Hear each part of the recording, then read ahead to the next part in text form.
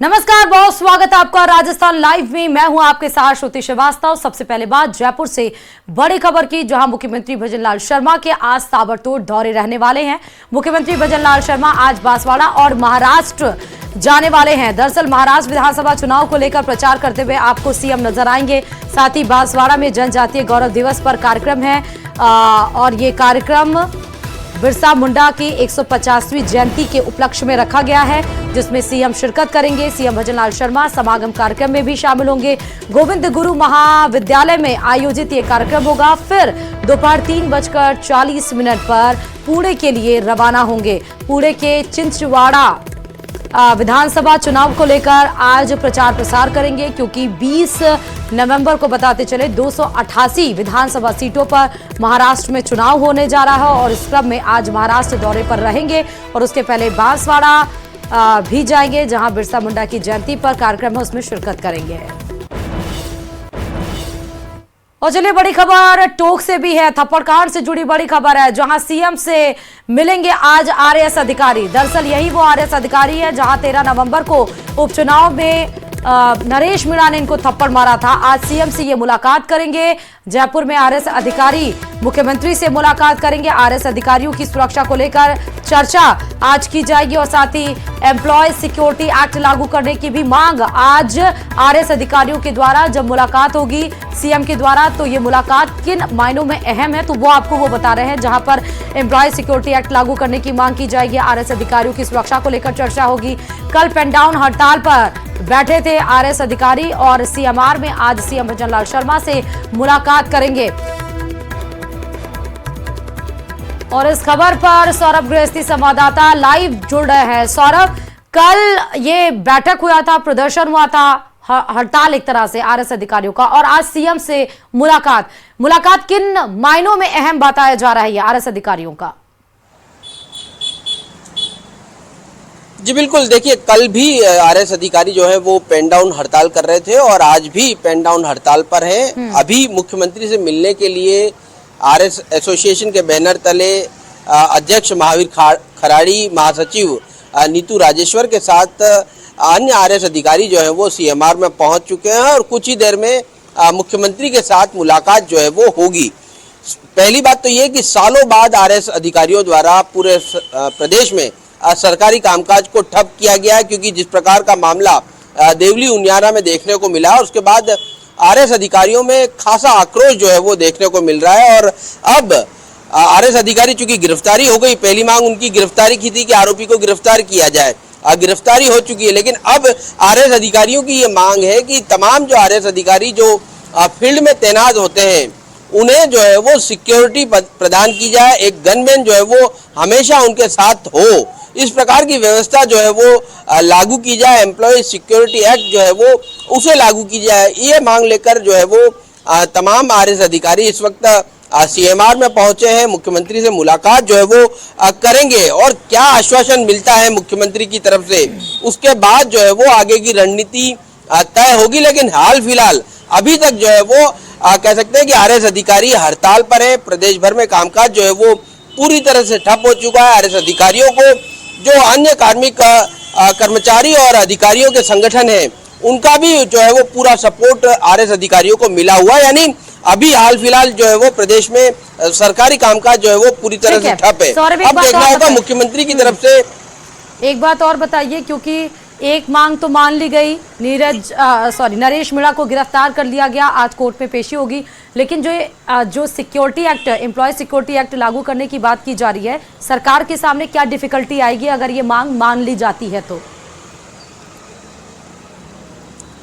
देखिए, डिफिकल्टी किसी प्रकार की नहीं आएगी, क्योंकि कर्मचारियों को सुरक्षा देना सरकार का काम होता है, इसलिए से ज्यादा दिक्कत जो है वो नहीं आएगी। लेकिन ये मांग जो है वो अब एक तरह से कह सकते हैं बाद में जोड़ी गई है और ये ऐसा नहीं कि तुरंत ही जो आज आरएस अधिकारी मिले हैं और अभी मुख्यमंत्री इसकी घोषणा कर दे कि एक्ट लागू हो जाएगा, ऐसा नहीं है। ये एक्ट बनेगा। शुक्रिया तमाम जानकारी देने के लिए इस खबर पर।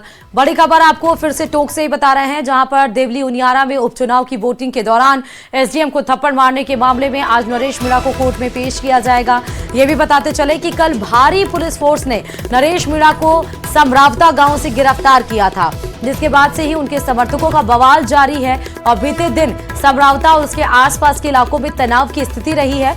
नरेश मीणा की गिरफ्तारी के बाद उनके समर्थकों ने पथराव और आगजनी भी किया और ऐसे में संवेदनशील इलाकों पर पुलिस अधिकारियों की नजर है, जिससे कि इलाके में शांति बरकरार रहे।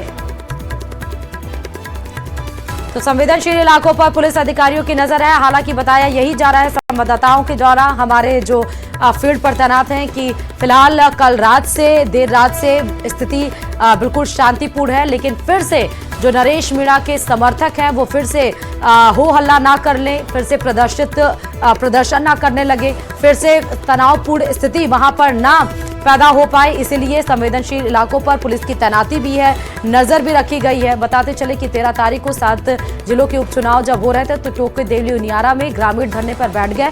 उनकी एक विशेष मांग थी, जहां पर नरेश मीणा भी उनके साथ अपने समर्थकों के साथ बैठे थे और इस बीच में एसडीएम को बुलाने की बात कही गई। जैसे आरएस अधिकारी एसडीएम वहां पर पहुंचे, नरेश मीणा ने उनको जोरदार थप्पड़ जड़ दिया, जो आपको तस्वीरों में साफ नजर आ। उसके बाद से बवाला मस्ताबा नजर आया है। नरेश मीणा को फिलहाल गिरफ्तार कर लिया गया है और आज कोर्ट में पेशी होगी, लेकिन इस दौरान जब कोर्ट में पेशी की जाएगी, हालांकि इसको अभी डिकोड नहीं किया गया है कि नरेश मीणा को कोर्ट में कब पेश किया जाएगा, किस कोर्ट में पेश किया जाएगा। ज्यादा जानकारी के साथ संवाददाता दौलत जरूर जुड़ चुके हैं इस खबर पर। दौलत, सबसे पहले तो नरेश मीणा की गिरफ्तारी, उसके बाद बवाल, लेकिन अभी तनावपूर्ण स्थिति नहीं है, शांत है माहौल, लेकिन नरेश मीणा को आज कोर्ट में पेश किया जाएगा। क्या कुछ जानकारी दौलत? देखिए, नरेश मीणा को कोर्ट में पेश किया जाएगा। विश्वसनीय सूत्रों से जो जानकारी मिली है 3 बजे के बाद नरेश मीणा को कोर्ट में पेश किया जाएगा और संभवतः नरेश मीणा को वीडियो कॉन्फ्रेंसिंग के जरिए कोर्ट में पेश किए जाने की पूरी संभावना है। उनके समर्थक जितने भी है उनको जरूर कोर्ट में पेश किया जाएगा, लेकिन नरेश मीणा को वीडियो कॉन्फ्रेंसिंग के जरिए कोर्ट में पेश किया जाएगा। और चार्ज है वो सख्त लगाए गए हैं। पुलिस की जिस तरह से 4 मामले दर्ज किए थे, उसके बाद में चारों ही मामलों में पुलिस की ओर से दलीलें हैं वो दी जाएगी और जो भी कोर्ट की प्रक्रिया है वो आगे की जाएगी। लेकिन सबसे बड़ी अगर जानकारी इस मामले में पूरी, तो 3 बजे बाद नरेश मीणा को कोर्ट में पेश किया जाएगा। संभवतः वीडियो कॉन्फ्रेंसिंग से पेशी हो सकती है, हालांकि फिजिकली भी उनको वहां लाया जा सकता है, लेकिन अगर जगह की बताऊं तो डिकोड नहीं किया गया है। लेकिन संभवतः जानकारी पीपलू के आसपास की आ रही है, लेकिन उसको क्लियर नहीं कहा जा सकता। नगर फोर्ट या उनियारा में भी पेश किया जा सकता है, लेकिन फिलहाल किसी तरह की जानकारी नहीं आई है। लेकिन वीडियो कॉन्फ्रेंसिंग के जरिए नरेश मीणा को कोर्ट में पेश किया जाएगा और 3 बजे बाद नरेश मीणा को कोर्ट में पेश करने की जानकारी दौलत 2 सवाल है इसमें के हवाले से ये सामने आई है। जी, कितने समर्थकों को आज कोर्ट में पेश किया जाएगा? क्योंकि बताया जा रहा है 60 लोगों को कुछ ऐसा गिरफ्तार किया गया था, क्या उन सबकी पेशी होगी? दूसरी बात कि आज वीडियो कॉन्फ्रेंसिंग के जरिए क्यों पेश किया जाएगा, ये ऑप्शन क्यों चूज किया गया है, पीछे वजह? देखिए, वीडियो कॉन्फ्रेंसिंग से पेश करने के पीछे जो ऑप्शन इसलिए चुना है कि जिस तरह से नरेश मीणा के समर्थकों की जो उपद्रव कल देखने को मिला था, उनियारा से लेकर नेनवा के बीच में जो हाईवे पर जाम किया गया था और अलीगढ़ में देर रात तक जाम लगा हुआ था, उस लिहाज से डिकोड नहीं करने की वजह भी यह है कि अगर अभी जानकारी मिल जाती है कि किस कोर्ट में पेश किया जा सकता, हो सकता है वहां समर्थकों की भीड़ जुटना शुरू हो जाए या कुछ ऐसी चीजें ना हो, इसलिए पुलिस और प्रशासन ने पूरी सख्ती से निपटने का प्रयास कर रही है। और नरेश मीणा को कहां रखा गया है फिलहाल इसको भी डिकोड नहीं किया जा रहा है और वीडियो कॉन्फ्रेंसिंग के जरिए भी ऑप्शन है वो इसलिए चुना गया है कि किसी तरह की कोई जो कल घटना हुई थी उसके बाद में हालांकि कंट्रोल में है सारी स्थितियां, उसी लिहाज से वीडियो कॉन्फ्रेंसिंग के जरिए नरेश मीणा को पेश करने की बात है वो फिलहाल सामने आ रही है। कितने समर्थक हैं जिनको आज कोर्ट में पेश किया जाएगा और कब तक, दौलत? हाँ जी, बिल्कुल 60 समर्थकों को गिरफ्तार किया था, जो पुलिस ने बताया था कल। लेकिन हाँ, अब कल की जो उपद्रव हुआ था 2 से 3 जगह, वहां पर भी कुछ लोगों को हिरासत में लेने की जानकारी मिली थी। हालांकि देर रात जब अधिकारियों से बातचीत हुई तो उनका स्पष्ट तौर से इसको कहना कि आज किसी तरह के लोगों को हिरासत में नहीं लिया गया है, क्योंकि जैसा कि हम देख रहे थे लाइव जब नेनवा रोड पर हो रहे थे, तो जो भी उनसे नरेश मीणा के समर्थक सामने आ रहे थे उनको जबरदस्ती वाहनों में लिया जा रहा था। लेकिन उनसे पूछताछ करके शायद उनको छोड़ दिया गया हो, क्योंकि जिस तरह की घटना देर रात उस दिन हुई थी और कल जो चीजें हुई थी उसके बाद में कोई भी बड़ी घटना उसके बाद में नहीं हुई है। ऐसे में पुलिस है वो भी सख्ती से निपटने का प्रयास कर रही है और नरेश मीणा के समर्थकों की तरफ से भी बूंदी नेनवा जो हाईवे पर जाम के बाद में इस तरह की कोई घटना नहीं सामने आई है। और आज सुबह के बाद अगर देखा जाए तो जिले में 2 से 3 जगह जो हाईवे पे जाम जो लगे हुए थे, उसके बाद में अब शांति का माहौल है। कहीं तरह से किसी तरह से किसी अप्रिय घटना की खबर भी नहीं आ रही है और जो हाईवे है वो भी निर्बाध रूप से यानी कि यातायात है वो किसी तरह से प्रभावित ठीक है दौलत, बहुत शुक्रिया तमाम जानकारी देने के लिए और खबर पर नजर जरूर बनाए रहिए, अपडेट आपसे लेते रहेंगे। चलिए खबरों में आगे बढ़ते हुए सीधे बताते चले, थप्पड़ कांड के बाद पहली बार आरएस अधिकारी अमित चौधरी मीडिया से रूबरू हुए। न्यूज 18 राजस्थान से सुपर एक्सक्लूसिव बातचीत में अमित चौधरी ने थप्पड़ कांड की पूरी कहानी बयां की। क्या कुछ कहा है उन्होंने एक्सक्लूसिव बातचीत में, खुद ही सुनिए। नियारा में मतदान के दौरान जो है निर्दलीय प्रत्याशी नरेश मीणा द्वारा एक आरएएस अफसर को थप्पड़ मार दिया गया, जिसकी गूंज जो है पूरे प्रदेश में है और ख़ास तौर पे आरएएस जो है, आरएएस अधिकारी जो हैं उनके बीच में काफ़ी आक्रोश भी है। फिलहाल मेरे साथ हैं अमित चौधरी जो आरएएस हैं और वहाँ पे जो है तैनात हैं एसडीएम के तौर पे। उनसे बात करते हैं। अमित जी, उस दिन मतलब कल जो है वोटिंग के वक्त क्या हुआ था, कैसे ये हालात बने कि वहाँ मारपीट तक की नौबत आई और आपको जो है कैमरे पे दिखाया गया कि आपको उन्होंने थप्पड़ मारा? सुबह से वहाँ बाइकाट की स्थिति चल रही थी और वोट नहीं कराने की बात चल रही थी, तो इसी पे मुझे निर्देशित किया था कि मैं मौके पे वहाँ पे पहुँचूँ। और क्योंकि आयोग के भी निर्देश होते हैं कि हम एक स्वीप एक्टिविटी के माध्यम से ज़्यादा लोगों को मतदान के लिए प्रेरित करें, तो उसी स्वीप एक्टिविटी के दौरान हमने कुछ लोगों को मोटिवेट करने की कोशिश करी और अपने जो राजकीय दायित्व है उनको निभाने की कोशिश करी। तो उस चीज़ से कुछ लोगों ने उसमें वोटिंग भी की और उस वोटिंग के बाद जो वहाँ पे जो ये जो नरेश जी हैं वहाँ पे रोड पे इन्होंने रोक के धरना दे रहे थे, सुबह से ही दे रहे थे, तो ये अचानक से ऐसे एकदम आग बबूला होकर और इन्होंने आके पहले तो ये बूथ में भाग के, जैसा आपने वीडियो देखा ही होगा, पहले तो ये बूथ में गए, तो बूथ में पता नहीं इनकी क्या मंशा थी और उसके बाद आके इन्होंने सीधा मेरे पे एक अटैक किया। और पाली से आपको सड़क हादसे की बड़ी खबर बताते चलें और ये बड़ी खबर दिल दहला देने वाली है, क्योंकि जोधपुर से पाली आते समय भीषण सड़क हादसे में एक ही परिवार के 4 लोगों की मौत हो गई है और जबकि 2 लोग घायल बताए जा रहे हैं। जानकारी के मुताबिक बिरामी टोल प्लाजा से पहले कार के सामने अचानक मवेशी आ जाने से कार बेकाबू हो गई और एक पेड़ से जा टकराई, जिसमें दंपत्ति समेत बेटी और बेटे की मौत हो गई है। 2 लोग घायल बताए गए हैं जिन्हें अस्पताल में भर्ती करा दिया गया है। वहीं टोल प्लाजा से आधा किलोमीटर दूर हादसा होने के बाद भी काफी देर तक ना ही कोई एम्बुलेंस थी, ना ही कोई लोग पहुंचे और ना ही कोई पेट्रोलिंग टीम पहुंची। फिलहाल पुलिस शवों को कब्जे में लेकर आगे की कार्रवाई में जुट गई है।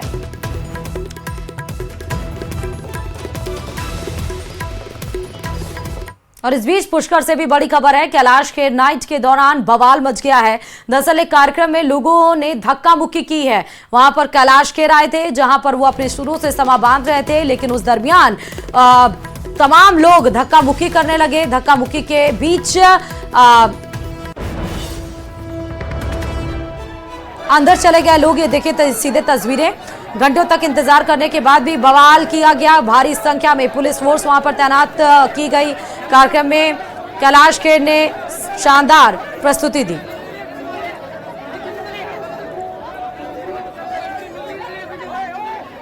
की बात है कि आज फिर से पुष्कर मेला में कैलाश खेर और कैलाश लाइव कॉन्सर्ट हो रहा है। जब जब पुष्कर मेला में आते हैं तो पूरा राजस्थान जैसे सुनने आता है और यही भगवान की सबसे बड़ी कृपा है। जहाँ पर हर जीव नाचने लगे वो है कैलासा का अनहद नाद।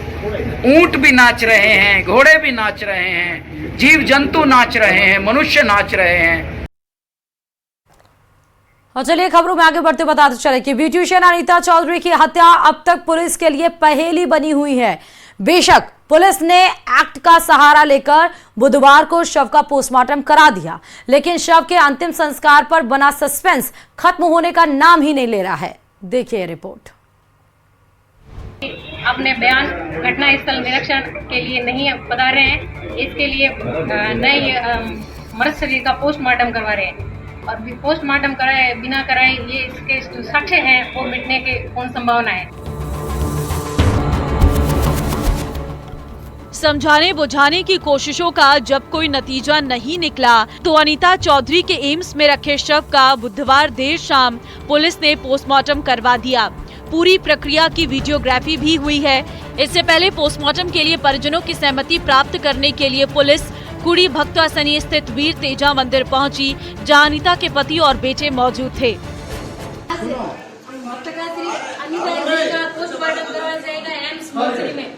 ऐसे वीडियोग्राफी के साथ होगा, इसके लिए आपकी उपस्थिति जरूरी है। समझाइश के दौरान संघर्ष समिति के संपत पूनिया ने बीच में टोका टाकी भी की, लेकिन पुलिस अड़ी रही। आखिरकार बिना सहमति के पुलिस नोटिस सुनाकर चली गई। पुलिस ने Rajasthan honour of dead body act के सेक्शन 7 के तहत शव का पोस्टमार्टम करवा दिया। आपको बताते चले कि 2023 में राजस्थान सरकार ने ओनर ऑफ बॉडी एक्ट लागू किया। बिल में प्रावधान है कि अगर कोई व्यक्ति किसी के शव को रखकर विरोध प्रदर्शन करता है तो उसे जेल जाना पड़ सकता है। अधिवक्ता नमन मोहनोत के मुताबिक पीड़ित पक्ष के तर्क को भी खारिज नहीं किया जा सकता। देखिए, पुलिस इसमें क्या स्टोरी ला रही है हमारे को तो अखबारों से ही ज्ञान हो रहा है, लेकिन परिजन की ये भी मांग उचित है कि कुछ कारण सॉलिड उनके सामने तो आए, रीजन आए या प्रमाण तो आए कि इसकी हत्या किसके पीछे हुई है, क्यों हुई है। शुरुआत से ही पुलिस अनीता चौधरी हत्याकांड को लूट का मामला बताती आई है। पुलिस आज भी अपनी पुरानी थ्योरी पर कायम है। इस बीच नए खुलासे सुर्खियां बन रहे हैं। बताया जा रहा है कि गुलामुद्दीन ने 27 अक्टूबर को अनीता को अपने घर किसी बड़े आदमी से मिलाने की बात कहकर बुलाया था। अनीता अपने साथ राजपूती पोशाक लेकर गई थी। उसने गुलामुद्दीन के घर ही अपने कपड़े बदले थे। इसके बाद गुलामुद्दीन ने अनीता को शरबत में नींद की गोलियां पिलाकर मिलाई, जिससे वो बेहोश हो गई। 28 अक्टूबर की सुबह जब अनीता होश में आने लगी तो गुलामुद्दीन ने उसके सिर में हथौड़ा मारा, जिससे वो ढेर हो गई। इसके बाद एक बड़े चाकू से उसके शरीर के 6 टुकड़े किए और घर के आगे खोदे गए गड्ढे में गाड़ दिया। फिलहाल पुलिस ने हत्या में प्रयुक्त हथियार और मोबाइल बरामद कर लिया है। शुरुआती पड़ताल में पुलिस को मोबाइल से महत्वपूर्ण सुराग नहीं मिला है। दूसरी ओर गुलामुद्दीन भी बयान बदलकर पुलिस को उलझा रहा है। न्यूज़ 18 राजस्थान के लिए जोधपुर से चंद्रशेखर व्यास की रिपोर्ट।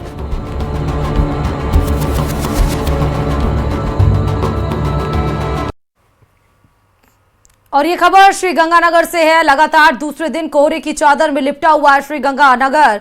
मौसम विभाग ने पहले श्रीगंगानगर सहित बीकानेर संभाग में घने कोहरे का अलर्ट जारी किया था, जो सही साबित होता हुआ दिखाई दे रहा है।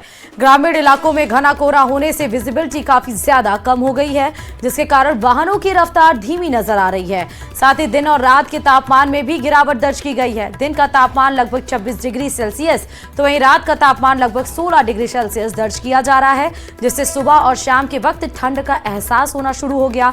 वहीं सर्दी के साथ प्रदूषण से भी लोगों को राहत मिली है। AQI स्तर में गिरावट दर्ज की गई है और शहर का AQI 154 पहुंच गया है।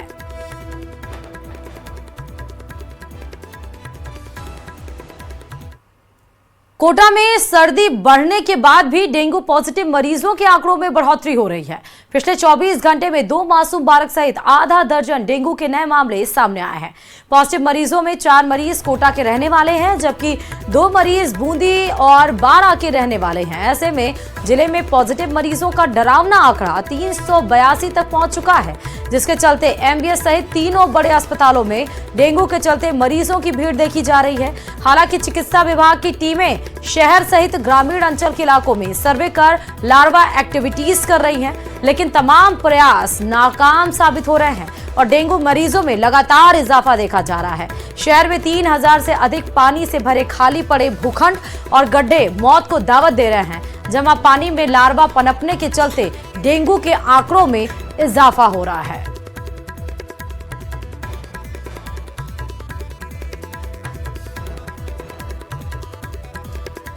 और इधर डी के जुरहरा अस्पताल शराबियों का अड्डा बन चुका है, जिसके बाद तो साफ सफाई को लेकर सवाल खड़े हो रहे हैं। यहां अस्पताल की 4 दीवारी में रोजाना कोई ना कोई शराब पीकर बोतलें फेंक रहा है।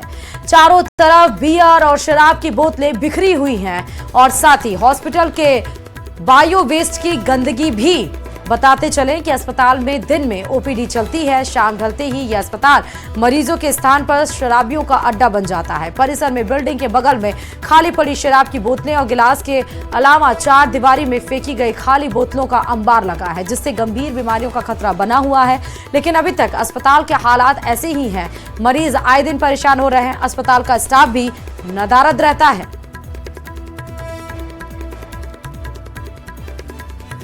रेरा में जो आपके द्वारा फोटो मेरे को प्रोवाइड कराई गई है और जो वीडियो प्रोवाइड कराई गई है, उसकी मैं जांच करवा रहा हूँ। मैंने हमारे बीसीएमओ और जो रेरा के जो सीएससी इंचार्ज हैं, उन दोनों को इस बारे में अवगत करा दिया है।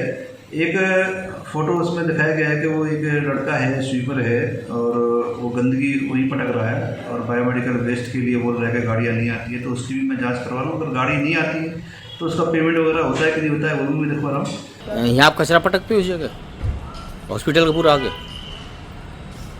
सर जब ट्रैक्टर पहला ट्रैक्टर नहीं आता है, हाँ ट्रैक्टर आया तो वहाँ में भर के दूँ। यहाँ में एक गाड़ी जरूर आती है, जो वो कचरा जो CCBC जो आती है, जो भीतर से जो कचरा आता है पन्नी लगा के जो दिया, उसको जरूर दे दूँ। देखिए यहाँ तो बहुत सिरेंज और सारा सामान पड़ा हुआ है आपका। सर यहाँ काफ़ी दिन से पड़ा। आग लगा देते हो यहाँ लाके? यहीं पे पटक दें पूरे हम। बाड़मेर में जन सुनवाई के दौरान एक शिक्षक के फूट फूट कर रोने का वीडियो वायरल हो रहा है। आखिर क्या रही वजह, देखिए इस रिपोर्ट में।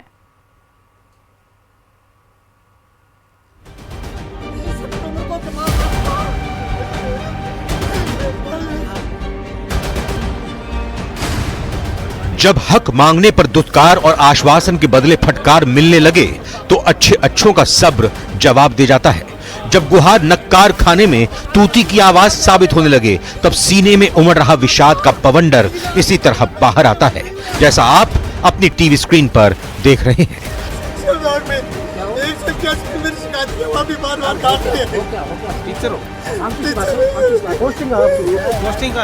फूट फूट कर रो रहा यह शख्स पुलिस से रहम की भीख मांगता कोई चोर उचक्का नहीं, बल्कि पीढ़ियों को गढ़ने वाला शिक्षक है। प्रकरण की जानकारी मैंने तत्काल प्रभाव से सीबीओ चोटन और जिला शिक्षा अधिकारी माध्यमिक मुख्यालय श्री कृष्ण जी को वस्तुस्थिति जानकारी करने कहा था मेरे द्वारा, और वस्तुस्थिति जानकारी करने पर ये पाया गया कि उसका जो है वेतन का बकाया का प्रकरण कोई है ही नहीं। अक्टूबर माह की वेतन जो है समय पर जमा सभी पूरे स्टाफ के साथ में जमा हो चुकी। फिर भी मैंने आज सीबीओ को विशेष रूप से निर्देशित किया है कि इस प्रकार की वस्तुस्थिति की जांच करके तथ्यात्मक रिपोर्ट तत्काल प्रभाव से इस कार्यालय को भिजवाई, ताकि इसमें अभिन्न कार्रवाई की जा सके। बेबसी की ये तस्वीरें बाड़मेर के चौटन से आई हैं। दरअसल जन सुनवाई में उस समय अजीबोगरीब स्थिति पैदा हो गई जब ये शिक्षक कलेक्टर के सामने ही फूट फूट कर रोने लगा। बताया जा रहा है कि चौहटन में कार्यरत इस शिक्षक को सैलरी नहीं मिल रही। उसने पंचायत प्रारंभिक शिक्षा अधिकारी पर गंभीर आरोप लगाए हैं। पीड़ित ने कहा कि जन सुनवाई में उसके मामले पर कार्रवाई करने के बदले उसे प्रताड़ित किया जा रहा है। मिली जानकारी के मुताबिक कलेक्टर ने उसके मामले को सॉल्व करने का आश्वासन दिया है। देखना है कलेक्टर का आश्वासन कब अपने अंजाम तक पहुंचता है। बाड़मेर जिले के चौहटन कस्बे में बाड़मेर जिला कलेक्टर टीना डाबी की जनसुनवाई के दौरान एक कल बड़ा अजीब मामला सामने आया, जब जनसुनवाई में एक शिक्षक फरियाद लेकर पहुंचा और वहां फूट फूट कर रोने लगा। जब उसे कर्मचारी बाहर लेकर गए तो उसने बताया कि पीईओ द्वारा उसे प्रताड़ित किया जा रहा है, उसकी तनख्वाह नहीं बनाई जा रही है। इसी को लेकर के वह फरियाद लेकर पहुंचा था।